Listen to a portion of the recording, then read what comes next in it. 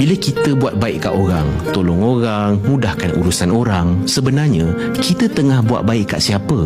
Bukan dia, tapi diri sendiri. Sama juga kalau kita sakitkan orang, menyusahkan urusan orang, sebenarnya kita tengah zalimi siapa? Diri sendiri juga.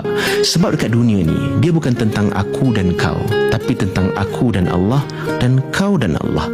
Orang yang buat baik pasti akan kembali kebaikan tu pada diri sendiri, dan orang yang buat zalim pasti akan kembali kezaliman itu pada diri sendiri.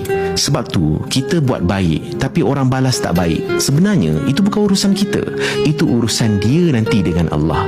Kita buat baik dekat orang bukan untuk orang buat baik balik dekat kita, tapi sebab ini perintah Allah untuk buat baik dekat semua orang. Sebab kat padang mahsyar nanti Allah tak tanya apa orang dah buat kat kita, tapi yang Allah tanya apa yang kita dah buat dekat orang. Bila kita buat baik kat orang, tolong orang, mudahkan urusan orang, sebenarnya kita tengah buat baik kat siapa? Bukan dia, tapi diri sendiri.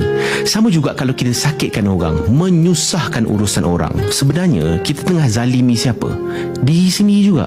Sebab dekat dunia ni, dia bukan tentang aku dan kau, tapi tentang aku dan Allah dan kau dan Allah. Orang yang buat baik pasti akan kembali kebaikan tu pada diri sendiri, dan orang yang buat zalim pasti akan kembali kezaliman itu pada diri sendiri. Sebab tu kita buat baik tapi orang balas tak baik, sebenarnya itu bukan urusan kita, itu urusan dia nanti dengan Allah.